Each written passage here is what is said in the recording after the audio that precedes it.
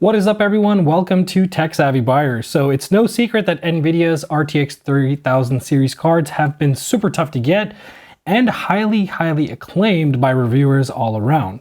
So today what we're going to check out is the ASUS ROG Strix 3080 OC edition.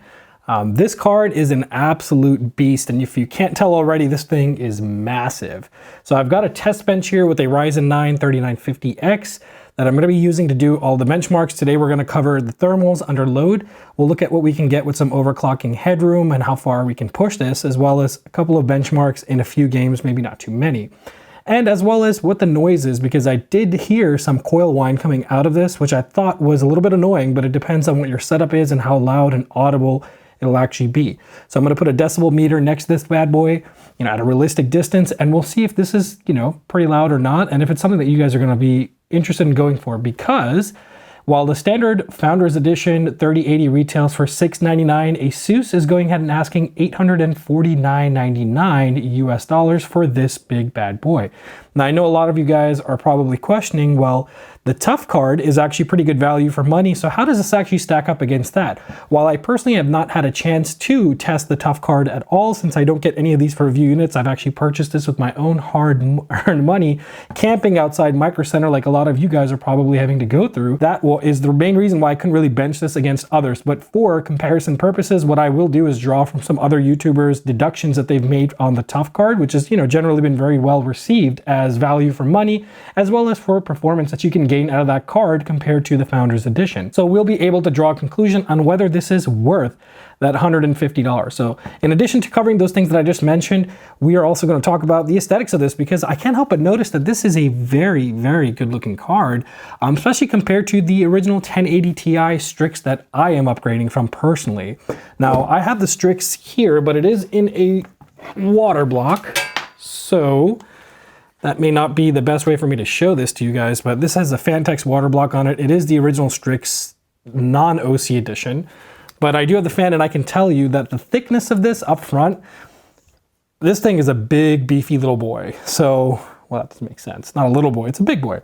Comparing it to the size of an AIO, it's about as thick as a typical 280 mil AIO. So 280 millimeter AIO all-in-one, whatever cooler that you guys can use or use on your systems, it's about as thick as that. So you probably want to keep that in mind when it comes to the amount of space that you have in your rig. I know that this lengthwise is about 319 millimeters, if I'm not mistaken. So it's very easy to mistake this as a freaking 3090 because this thing is huge.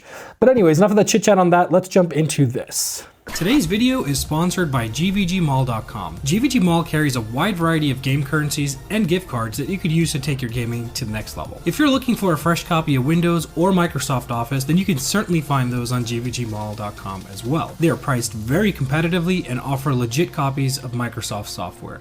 You can pick up a copy of Windows 10 Pro for under 15 bucks.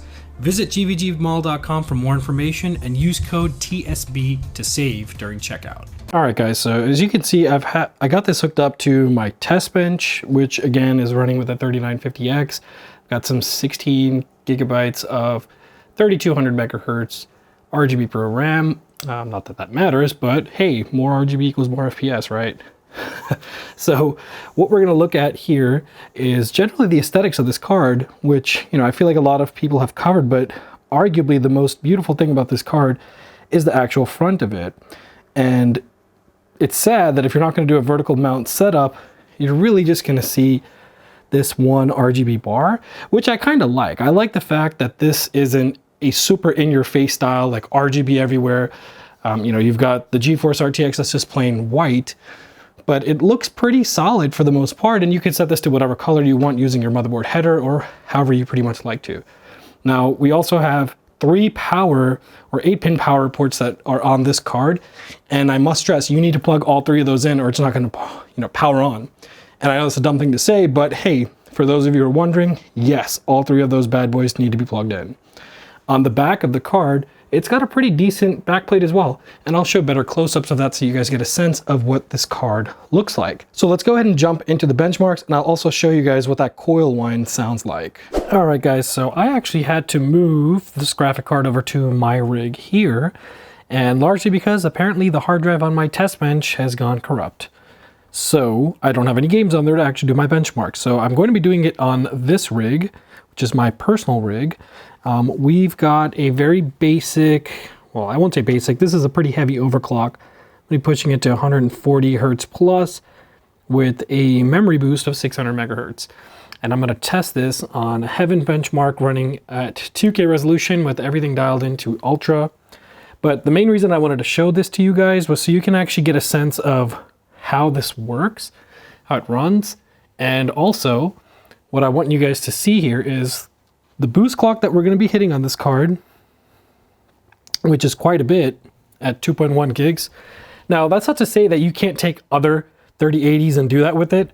It really comes down to how you're cooling it. But the main thing that I want to show you guys here is the amount of noise that this is going to generate from the coil whine as well as the fans.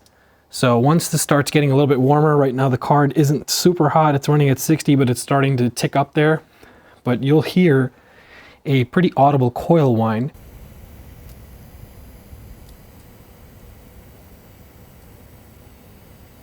Well, I've set the fan manually to full 100%, and this thing sounds like a blower.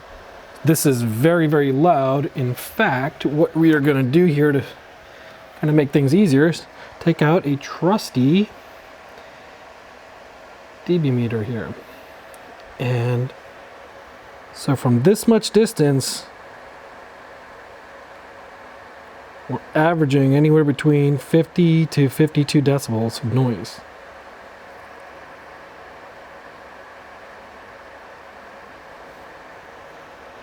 So that's pretty loud in terms of how much noise you're going to get from the fans.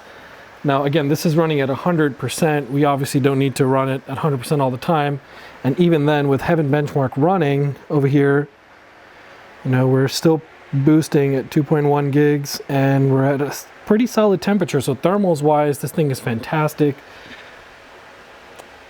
But noise wise, not the best. So now that we got an assessment of basically what the noise level would look like and what that coil whine sounds like, what I also want to show you guys is some benchmarks. Now, like I mentioned earlier in the video, I want to really directly compare this to the ASUS TUF card because that one sells for right around MSRP, maybe like 30 bucks extra. I know Micro Center sells it for $729.99. So we'll use that as a base price for the TUF card. This card retails at $849.99. So you're about $120 more than the TUF card. Now, is it worth that extra money because you're slowly getting to a point where, you know, you're spending a significantly more amount of money than you would on a Founders Edition card? And we all know that the Founders Edition card is a very, very good card in of itself. So let's take a look at some of the benchmarks comparing the ASUS Strix with the ASUS TUF, and I'm going to be showing you guys in 4 games for my testing, as well as what you'll get when you overclock the card as well. So let's roll those benchmarks.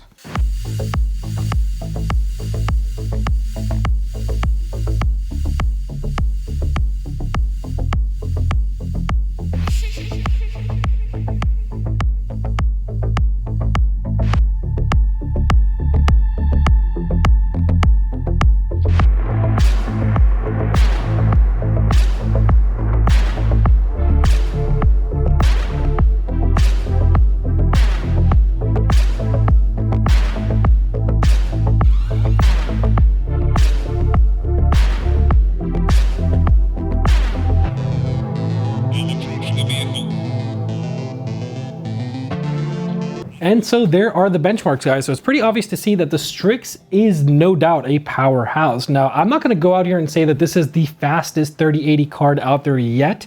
And I believe there is another Strix model that comes that is a non-OC model. So this one is the OC model, which comes with the factory overclock. And it kind of limits the amount of headroom you have to overclock. But I was still able to push this card an extra 60 hertz, even though I showed you guys up to 140, I was having stability issues. But at 60 hertz overclock, those are the results that you guys saw. And that definitely increases the gap of performance that you see between ASUS TUF 3080 versus the Strix 3080.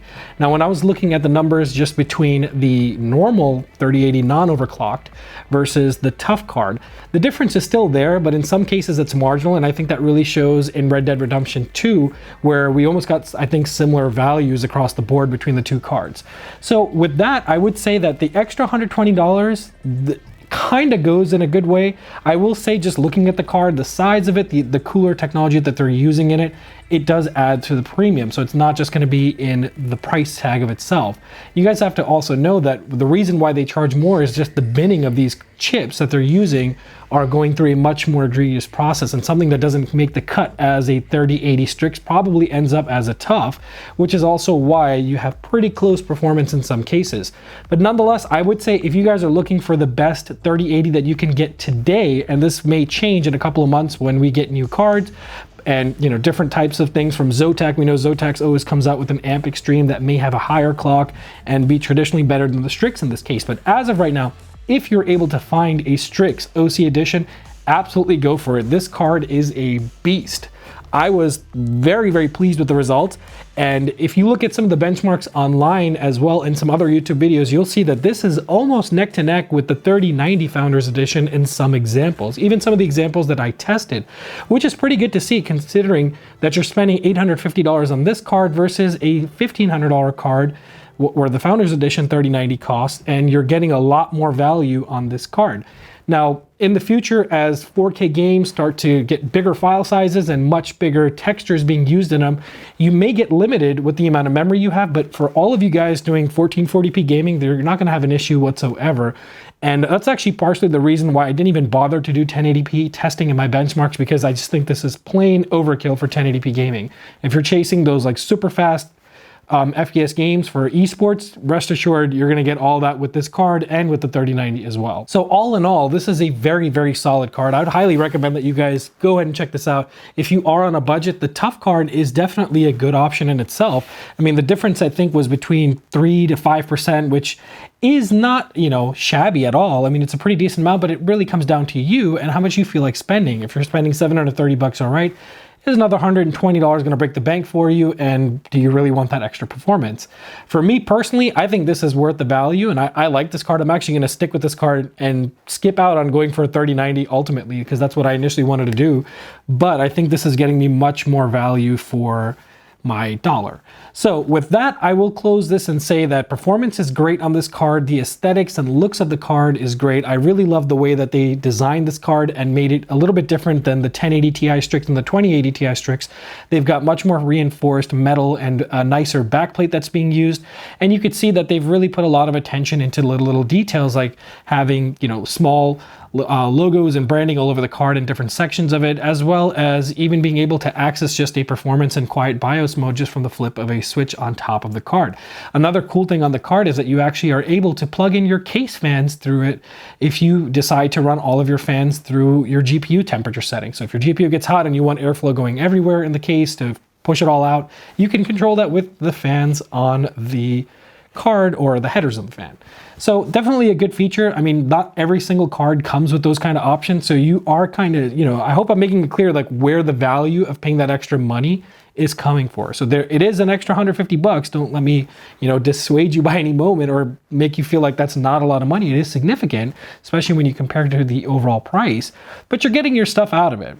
The card is nice. The packaging was great. When I opened the box, honestly, inside the box, it wasn't like super flashy stuff coming out of it. The card was well packaged, and you did get a nice little, amount of stickers and decals and all that kind of stuff that they ship with you, but they also give you this really useless little ruler that I don't know what I'm ever going to do with that. So it's probably going to stay in the box its whole life. But for the most part, it's a solid card. So I would say of all the ones that I've been seeing online and all the other different results I've seen, the closest would probably be the EVGA's for the Win Ultra 3 OC edition or Ultra edition. And that's a good card in of itself, but it's also cheaper than this by about $40. That's $809.99. So again, it comes down to the same thing, unless you run benchmarks and you really compare the two, or you look at EVGA's Step Up program and some other things that they offer that are consumer friendly. EVGA is a very consumer friendly, and they're locally based too, which means if you ever have to go through a warranty claim, they're a great company to have to work with. I can't say that for ASUS, although this does come with a 3-year limited warranty out of the box. And of course, wherever depending you purchase it from, you can get extended warranty for the card, which I guess would apply to any card that you buy, right? So all in all, guys, if you're able to get your hands on this card or on any 3080 for that matter, you should definitely check them out. They're definitely solid cards. Hopefully this review was helpful. Let me know. Go ahead and hit that like button if you guys like this. It really does help the channel and helps my content get out there to more folks such as yourselves. All in all, if you're new, please go ahead and consider subscribing. Don't forget, buttons right down there. Keep your notifications on so that you're aware when I'm dropping new content. And as always, it was fun to do this. I'm happy I got my hands on a 3080. And if you guys have any questions about my setup or the card or any issues that I may have potentially had or something that you're having and you need questions and answers for those questions, don't be afraid to ask me in the comment section. I'll do my best to get back to you. But as always, guys, it was a pleasure making this video. Hopefully you guys are staying safe during these crazy times, and I will see you all on my next one. Peace out.